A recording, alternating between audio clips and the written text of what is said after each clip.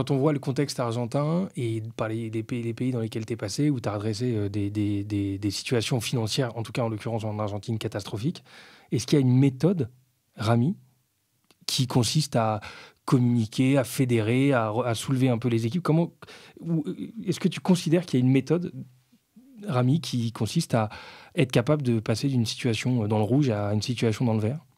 Il y a une méthode que je ne peux pas qualifier de Rami parce que moi, je l'ai appris à gauche, à droite, des livres, de l'histoire, voilà, j'aime beaucoup l'histoire, donc voilà. Tu t'inspires de certains éléments? Je m'inspire, effectivement, voilà. Donc c'est pas ma méthode, moi, c'est juste une collection de quelques pratiques, quelques valeurs que je mets en œuvre. Maintenant, peut-être ce qui me différencie, c'est le courage managérial qui me permet de dire « c'est comme ça ». Et c'est cette différence-là que des fois, on ne trouve pas chez les dirigeants. C'est-à-dire, moi, quand je suis arrivé en Argentine, le pays perdait 90 millions d'euros. Et donc, je parlais avec les dirigeants, les cadres supérieurs qu'on appelait above the store. J'ai dit, pourquoi on perd de l'argent? Ils m'ont dit, c'est à cause de l'inflation, la corruption, le foot, la taille du pays. Mais jamais à cause de nous, quoi. Donc, que des facteurs externes. On ne nous a pas laissé faire. Le prédécesseur est mauvais. Que des facteurs externes. Voilà, que des facteurs externes et que de la critique. Et moi, je fais quoi? Donc, j'ai un doigt qui dit c'est la faute de l'autre et j'ai 3 doigts qui disent c'est ma faute à moi. Mais qu'est-ce que je fais à ce moment-là? Et donc, et quand on voulait accuser l'interne, on accusait le pauvre employé qui encaisse, qui a pas d'impact, le boucher, qui a beaucoup d'impact, mais sincèrement. Avant d'accuser cet employé, et moi, le dirigeant, qu'est-ce que je fais? Parce que je suis responsable. Et le mot responsable vient d'un verbe latin respondum, donc répondre. Donc quand je suis responsable, je dois répondre. Et la réponse, c'est pas en critiquant, en accusant les facteurs externes et les employés de base. C'est pas comme ça. Moi, quand quelqu'un me dit oui, mais mon équipe, mais les magasins, ils comprennent rien. Oui, mais les caissiers, ils comprennent rien. Non, s'il y en a qui n'a rien compris, c'est moi et toi. Parce que nous sommes responsables. Donc, en fait, tu vois, c'est ce courage managérial de pouvoir le dire de la manière la plus bienveillante possible à un cadre supérieur que tu es responsable. Si tu as accepté de monter en responsabilité, eh bien, c'est parce que tu as accepté de donner de plus de réponses. Eh bien, maintenant, tu dois donner plus de réponses. Si ta réponse est de me dire « je ne peux pas, c'est difficile », ben merci, tu es en train de me dire que tu es incapable d'être responsable. Donc, tu vas bouger à droite et tu vas laisser ceux qui sont capables de prendre le poste. Donc, en fait, c'est à partir de là, il y a des responsables qui disent « ok, d'accord, donc je prends mes responsabilités et je vais apporter des réponses ». Puis, il y en a certains, effectivement, qui tombent en cours de route et puis qui reconnaissent ne pas avoir les compétences pour diriger des équipes. Et donc, des gens qui considéraient que le poste de responsabilité est un poste d'honneur au lieu que ce soit un poste de donneur. Moi, pour moi, le poste de responsabilité, c'est un poste de donneur. Je donne. Et plus qu'un poste d'honneur. Après, l'honneur viendra. Il viendra. Mais c'est pas parce que j'ai les galons que ça y est, tout le monde me doit le salut tous les jours. Non, les gens me devront le salut le jour où moi j'aurai fait mes preuves, effectivement, pour les gens. Et je les aurai emmenés au succès. On va revenir sur tout un tas de choses que tu as dit. Avant ça, ça m'intéresse de comprendre comment on se transforme à titre perso entre le stagiaire que tu étais et l'homme que tu es devenu après ces années. Tu parlais de communication, de marketing personnel, je ne sais pas si ça a été des leviers, mais comment on se transforme pour devenir le patron que tu as été à titre personnel, en termes d'apprentissage, en termes d'expérience, en termes de méthodologie, par quoi tu es passé qui t'a permis de te challenger à titre personnel et d'arriver aux fonctions que tu as eues? Je me rappelle encore, j'étais stagiaire, et puis on parlait avec les chefs de rayon, quelques copains, etc. Et puis, il y en a un qui me dit « Toi, tu vas aller loin. » Et puis un autre qui me dit « Tu vas t'arrêter à quel niveau chez Carrefour? Tu veux rester chez Carrefour ?» Je dis « Oui, pourquoi pas. » Il me dit « Tu vas t'arrêter à quel niveau? Directeur régional ?» J'ai dit « Qu'est-ce qu'il y a au-dessus ?» Parce qu'en fait, à l'époque, pour moi, stagiaire, directeur régional, c'était vraiment le Graal. Voilà, le Graal. Je dis, est-ce qu'il y a des postes au-dessus? Il m'a dit, il y en a plein. Je dis, moi, je ne connais pas encore mon plafond. Donc, je ne sais pas. Donc, je ne planifie pas que je vais atteindre tel objectif, tel poste à tel âge ou tel temps. Je n'ai pas du tout, en fait, la pression du temps. Je n'ai pas la pression du temps. j'ai la pression de faire les choses correctement, comme si c'était mon argent. Après, ça vient. Si ça vient, ça viendra. Si ça vient pas, c'est pas grave. Mais tu as dû te développer à titre personnel. Et donc, il y a une remise en question permanente. Donc, il y a cette volonté d'apprendre. Donc, moi, j'ai jamais quitté l'école. La dernière fois où j'étais au banc de l'école... pas mal de MBA, je crois. Voilà. La dernière fois où j'étais au banc de l'école, c'était en juin dernier à London Business School. La fois d'avant, c'était à Harvard l'année dernière. La fois d'avant, c'était à Lausanne. La fois d'avant, c'était à Silicon Valley. Donc, la fois d'avant, j'étais au Japon. Donc, l'apprentissage permanent. Je n'ai jamais considéré que ça y est, j'ai la science infuse, maintenant, c'est réglé. Deuxièmement, la lecture. Troisièmement, la remise en question, en disant ça c'est mauvais, ça c'est bien, ça c'est pas bien. Avoir un alignement avec moi-même pour que je puisse préserver mon énergie. Et aussi, l'apprentissage s'accompagne d'une dose d'humilité. Et ça, c'est extrêmement important. C'est-à-dire, plus on monte en savoir, parce que le savoir, c'est le pouvoir, c'est la supériorité. Et la supériorité nous fait tomber dans l'arrogance. Et l'arrogance, c'est le début de la fin. Donc, justement, pour avoir les bienfaits du savoir, sans avoir l'effet inverse, donc, je veux le savoir, je veux l'apprentissage, mais avec une dose d'humilité en face. Cette dose d'humilité, je peux l'avoir en vivant de manière plus proche avec le terrain. Tu as parlé du terrain tout à l'heure.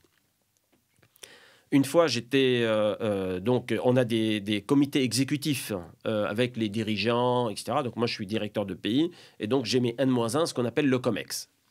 Donc, j'ai dit au COMEX, on ne va pas faire des réunions dans un bureau. Le matin, on va commencer les réunions par 1 heure de vivre ma vie. Et donc, ce jour-là, on est parti dans un magasin, aux Ulysses, dans le 91. Et je me suis adressé à l'équipe de caisse. J'ai dit aux hôtesses et hôtes de caisse, j'ai dit, vous avez la pause pendant 40 minutes. C'est les membres du COMEX qui allons ouvrir maintenant les caisses et qui allons accueillir les clients. Donc, c'est la pause pour tout le monde. Donc là, elles étaient super contentes. Et donc, moi, j'ai demandé à mon équipe, je dis, chacun va prendre une caisse. On a porté le gilet et voilà. Donc, en fait, c'est un apprentissage s'accompagne toujours d'une proximité du terrain qui va nous rappeler l'humilité. Parce que l'humilité du dirigeant va l'éloigner de l'arrogance. Et là, il peut préserver son énergie de la manière la plus objective possible. Parce que la fin des empires, dans toute l'histoire de l'humanité, c'était à cause de l'arrogance. Okay. Il y a un livre qui dit « How the Almighty Fall ». Comment les colossaux y tombent. Eh bien, c'est l'arrogance.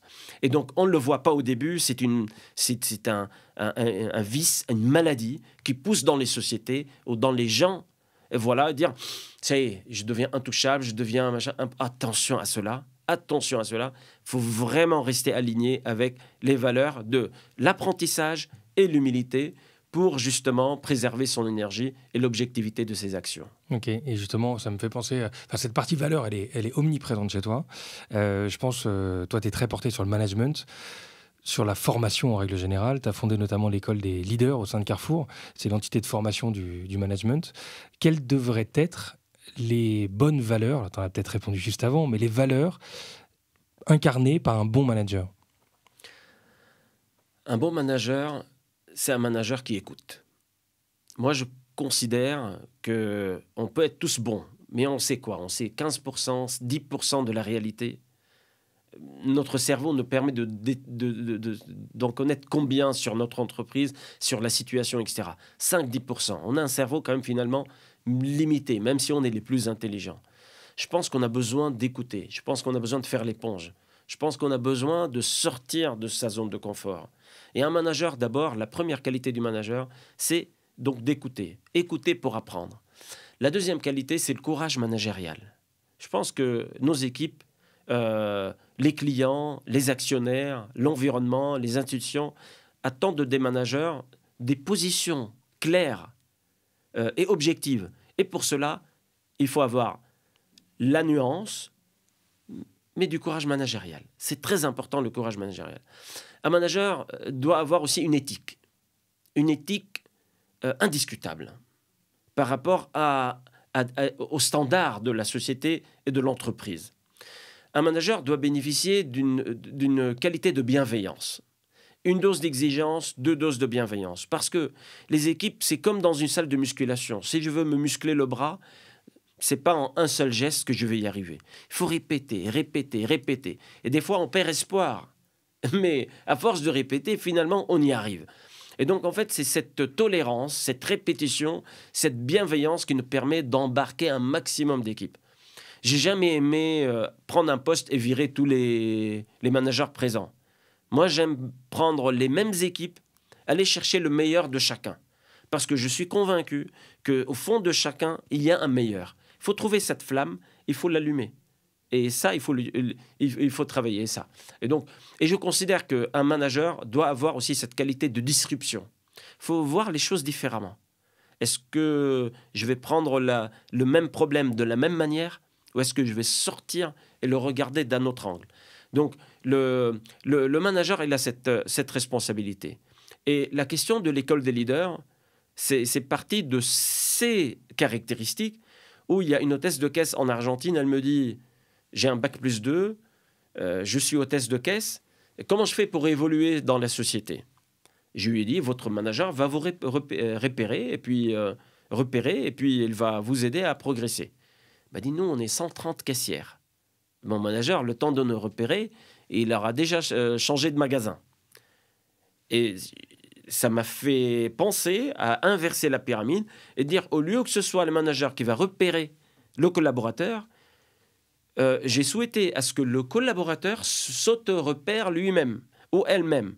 Et donc, je lève la main, je dis, je pense avoir les compétences d'aller au poste suivant. Très bien, puisque tu le penses, eh bien, viens le prouver dans l'école des leaders. Tu vas apprendre pendant 8 mois des choses, tu vas passer un examen comme tout le monde. Si tu n'as pas une première chance d'aller dans une école, si tu ne viens pas d'une famille pour laquelle l'apprentissage est une grande valeur, si tu n'avais pas les moyens pour avoir la vie que d'autres peuvent avoir, eh bien, voilà l'école de la deuxième chance. Cette école de 8 mois qui signée aussi, co-signée par une université locale. Et donc, ça va te permettre effectivement d'apprendre et de passer au poste suivant. Donc, on a inversé un peu la pyramide. Au lieu que ce soit le manager qui va repérer le collaborateur, c'est le collaborateur qui va s'auto-repérer. Et puis après, il va faire ses preuves pendant 6-8 mois.